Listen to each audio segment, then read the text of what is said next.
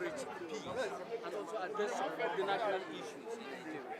Can you say that? Yeah, it's difficult to build a nation without having the stakeholders, you know, on the table.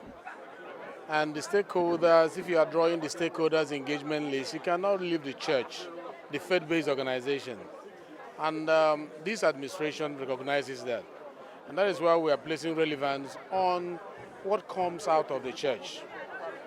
What should come out should be message of hope. Yes, we are passing through a troubled time. The pulpit should bring us comfort, should bring messages that will encourage peace, should bring messages that will inspire hope, should bring messages that will increase our progress and unity. And that was what I was saying. The man that was elevated to Archbishop today has been a man that has shown that being in the church does not mean turning your back to the state. He has been a bridge between the state and the faith. And this has shown in his showing interest, his participation with regards to policy formulations around peace. He anchors organizations that have to do with peace, interfaith relationship. And that is the kind of energy the country needs at the moment. The energy that says that though our tribes and tongue and faith differs, in brotherhood we stand. That the diversity of our faith does not mean that we should be against one another. This man has been the man anchoring such conversation. And that was why I took out my time to come, because he's my constituent. He's not just preaching it, he's practicing it right from the communities where we come from. And like I said, I've known him for 40 years and he has been consistent in character. So he's a prophet with honor in his hometown. We will always support the church. We'll always partner with the church, because it is the pulpit that should be used as a tool to change the orientation of minds, to change mindsets, to begin to look away from violence and begin to look at what will consolidate peace in our society. Thank you very much. Will you support foreign partnership to end insecurity in Nigeria? When a nation is in need of help, as long as it is not confrontation, every nation will embrace help the same way we have embraced AIDS, the same way we have embraced, funds in form of loans and all the rest of them. If we need help with regards to security, which does not challenge the sovereignty of our nation, which does not brand us as a disgraceful nation, which does not make us look like we don't know what we are doing, we can always partner with our allies to make sure that the help that is needed is gotten for our nation. And I think the president is not averse to that. Mr. President is a Democrat, and he's reaching out. One of the first things he did when he came into power was tour around to give legitimacy to his government by making sure he extends hands of friendship across the globe. Those hands of friendship extended, they will not be against Nigeria. They will be for Nigeria in solving Nigerian problems. Thank you very much. And collective responsibility to tackle the issues going on in the country. Why is this, and why do you believe that coming together, irrespective of our religion, I have been in every corner of this country. I have traveled, I have been to villages, I have been to homes, I have seen people afflicted. And as I move around, I have not seen somebody who, when he is crying, the tear that comes out of his eyes has religion on it or has tribe in it. And as soon as we understand the fact that people suffer as human beings, we can work together. It is possible. The people causing our problem are less than 0.2%. And we have over 230 million people. Men of goodwill and conscience should come together and work together in collaboration with people who want to support us.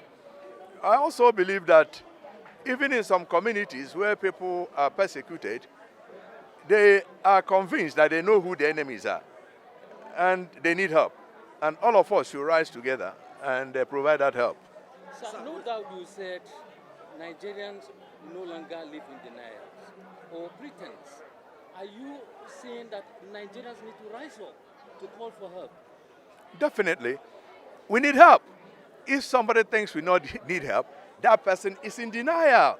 And maybe the person that thinks we don't need help may be a suspect. So we need help.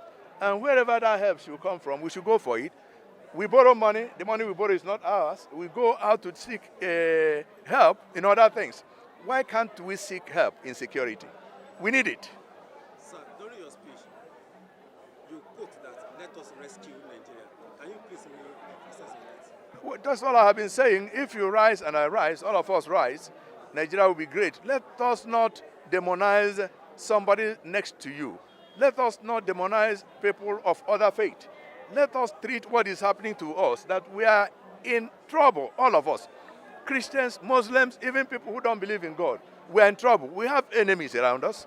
Until we come together, we are wasting our time. Let's forget about this blame game. How many people were killed? The people killed belong to which community? It is human blood that we are losing.